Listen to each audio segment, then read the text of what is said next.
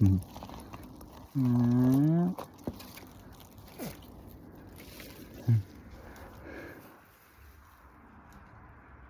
you liking those tomatoes? Goats seem to enjoy the tomatoes most in the garden. I was just thinking about how on social media, you know, there's so much of this, like, this idea of like, oh, don't believe what people show you on the internet, because like the reality is that's not really what their life's like, and they're making it seem way grander and better. I was just shoveling some crap and thinking about how it's actually quite opposite for me. I feel like what's on here is so silly and kind of like almost like meaningless compared to what's actually happening in our life, if that makes sense. And it's just kind of this funny moment of like, oh yeah, like the moments that really feel beautiful and connected and wonderful are when the camera's not on. And the moment I or Aja tries to grab a camera and turn it on, it's just like, it's gone. I think back to so many different things that I've experienced in my life when Mike and I used to have a show called Brothers Green Eats that was on MTV.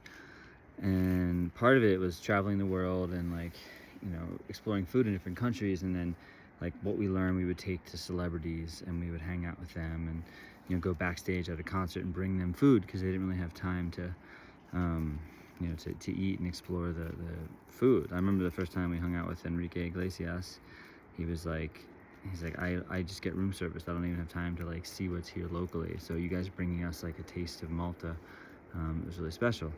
And so anyhow, I diverged. But I remember I was, you know, many situations where we play music, and there was something about when the cameras were on, and it wasn't even a performance thing. Like I can just stand on stage anywhere and just turn on musically. But something about the cameras being on, trying to capture these moments, it's just, my full music channel just wouldn't allow me to come out. And I feel like that's often the case with cameras.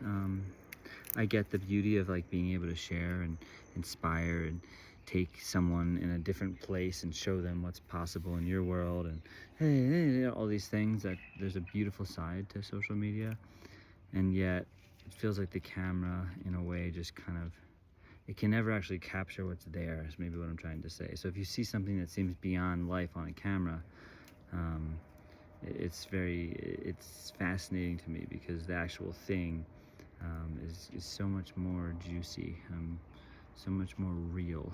I was just planting some fruit trees and digging my hands in the soil, mixing literally rotting crap, compost, with the local soil, and planting a peach tree and smelling the soil with my hands. You know, it's like, ooh, wow, there's a worm in there. Just having that experience, you can't capture on a camera.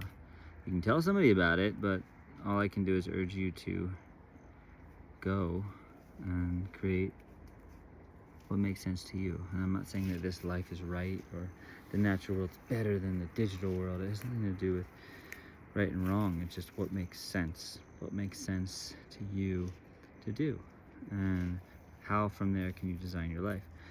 I was talking to someone recently who he's basically become an apprentice of ours and coming over and helping out. He was part of our homestead series. He's taken some sourdough classes of mine and just really was interested in this lifestyle and resonated with it. And you know, one of the big things that comes up a lot is people are curious about money. Hey Josh, how do you make money? Or I make a lot of money right now and I don't love my job. How do I, you know, change that? And how do you do it? And And it's like, when you're living in a certain lifestyle and you're making a lot of money, a lot of things come with that are easy to forget. The amount of money the system kind of has us spend when we're living in that sort of 9-to-5 grind is astronomical. Now, of course, I could go on about money and, you know, all the things that come with that, but when you make this change to this different lifestyle, some people change. Some people have billion-dollar companies and they sell them and decide to homestead and they have all the resources in the world. Other people have nothing and they just are fed up with their life and they quit, and they have bills and debt and stuff, and they go into this world. And there's so many options. You know, there are people that offer free housing, like if you do something like woofing or work away. There's a lot of different programs that I've heard about where you can go and spend time on farms, and in exchange for room and board, sometimes a little extra, you work and you get the knowledge, and it's kind of a win-win for everybody if you find a good place. There's so many different options. You don't just have to nuke your life, even if that's what I tend to like to do. There's so many good options and ways to get more involved in this lifestyle, and as you do, you start to see that you actually don't need as much money, because a lot of the things that people are often doing in that life is they're trying to buy a bigger apartment, or they're trying to make bigger investments, or they're trying to go on vacation every couple months because they don't like their life and they want to escape from it, and they spend a lot of money, or maybe they're spending a lot of money on healthcare and medicine and food, and going out all the time because they just don't have time to cook. So you start to save in different ways, and you start to design your life in different ways. And I can't tell you the way to do that. I can show you how I do it. But like, let's take these goats for example, right? So that's Nettles right there. Nettles. Hey, Nettles. Hey, Nettles. You camera shy? So we got these goats, and they've just been freaking awesome. We love them, but there's plenty of challenges, and they're not a cheap endeavor. Having goats, let's see if we can see, it would be cooler to see him than me, really. Having goats is a dream I've had for a long time, and this is the first time we have it, and the dream is never what the actual reality is, and that can go kind of either ways. But to me, it's just been very surprising and very exciting to see what it's like to raise this just beautiful sacred creature, and interact with them every day. And we have 3 goats, and our intention, one of them, is to milk. And I've always had this idea of like, how cool would it be to have goats and to be able to get goat milk and have your own milk source. Like, that just seemed to me so amazing. And goat milk, a lot of people say, is one of the best milks, and the closest to human milk, at least compared to things like cows and stuff, and that it's just really good for you and your gut, especially raw. And I've had a lot of goat milk and made a lot of cheese and all kinds of yogurts and all kinds of things, and it's a beautiful thing. And I look forward to hopefully having goat milk as early as next spring, when they kid. And that's awesome, right? And that was a lot of my intention. But actually having goats has been very different, because we don't even have milk yet. So you have this, like, basically a year with goats before you even get the thing, quote unquote, that you want.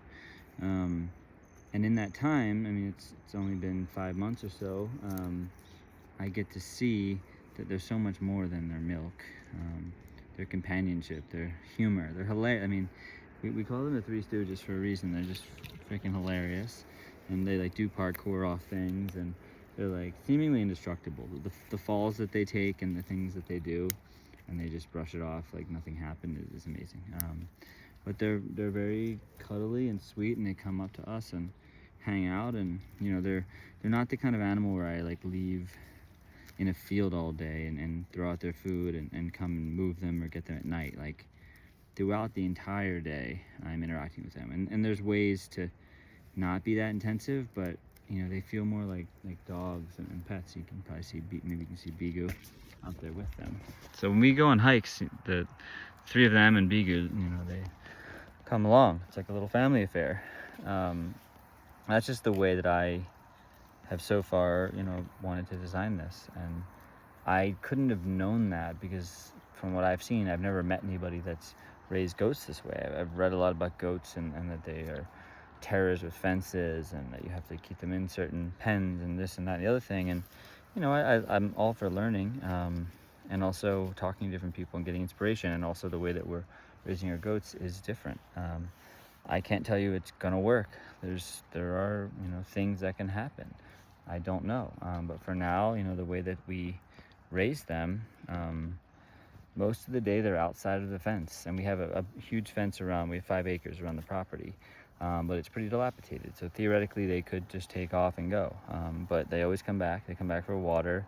They come back often when I call them. If I haven't seen them for a little bit, I'll go out into the field, and they see me and they come running to me, and I'm like the mama.